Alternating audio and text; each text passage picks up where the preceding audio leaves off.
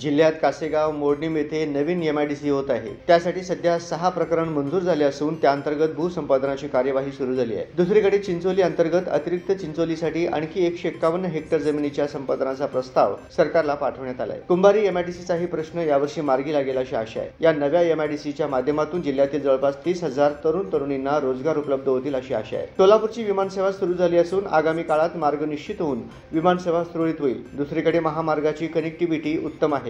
उद्योगांसाठी उजनी धरणाचे पाणी देखील उपलब्ध होईल। त्यामुळे सोलापूर जिल्ह्यात उद्योग सुरू करण्यासाठी उद्योजक इच्छुक असल्याचे चित्र आहे। सोलापूर जिल्ह्यातून रोजगारासाठी होणारे स्थलांतर कायमचे थांबविण्यासाठी या एमआयडीसीचा प्रश्न निकाली निघणे आवश्यक आहे। कासेगाव पंढरपूर एमआयडीसीसाठी पहिल्या टप्प्यात 22 हेक्टर जमीन संपादित केली जाणार आहे, तर मोडणीम एमआयडीसीसाठी 135 हेक्टर पर्यंत जमीन संपादित केली जाणार आहे, तर कुंभारी एमआयडीसीसाठी देखील मोठी जमीन लागणार आहे। या नव्या एमआयडीसीसाठी भूसंपादन वेळेत होऊन त्या ठिकाणी मोठे उद्योग आल्यास जिल्ह्यातील बेरोजगारी निश्चितपणे कमी होईल असा सर्वांनाच विश्वास आहे। त्यासाठी नव्याने निवडून आलेल्या आमदारांचा पाठपुरावा महत्त्वाचा ठरणार आहे। कुंभारी तालुका दक्षिण सोलापूर येथील प्रस्तावित एमआयडीसीचा प्रश्न काही वर्षांपासून प्रलंबितच आहे। आमदार सुभाष देशमुख यांनी एमआयडीसीचा प्रश्न मार्गी लागावा यासाठी प्रयत्न केले, पण अजूनही त्यांना पूर्णतः यश मिळालेले नाही। या एमआयडीसीसाठी अधिग्रहित होणाऱ्या क्षेत्रात जलसंपदा विभागाची काही जागा आहे। त्यासाठी एमआयडीसीला 24 कोटी रुपये जलसंपदा विभागाला द्यावे लागणार आहेत, पण शासनाचाच तो विभाग असल्यानं ही रक्कम माफ व्हावी असा प्रस्ताव जलसंपदा विभागाकडे अनेक महिन्यांपासून पडून आहे। तो मार्गी लागल्यावर खासगी जमिनीच्या संपादनाला सुरुवात होईल। जिल्ह्यात कासेगाव, मोडणीम व कुंभारी येथे नव्याने एमआयडीसी प्रस्तावित आहेत। चिंचोली एमआयडीसी अंतर्गत अतिरिक्त चिंचोलीचाही प्रस्ताव शासनाला पाठवण्यात आला आहे। त्यासाठी वाढीव 151 हेक्टर जमीन संपादित होईल। नव्या एमआयडीसीतून अनेकांना रोजगार उपलब्ध होईल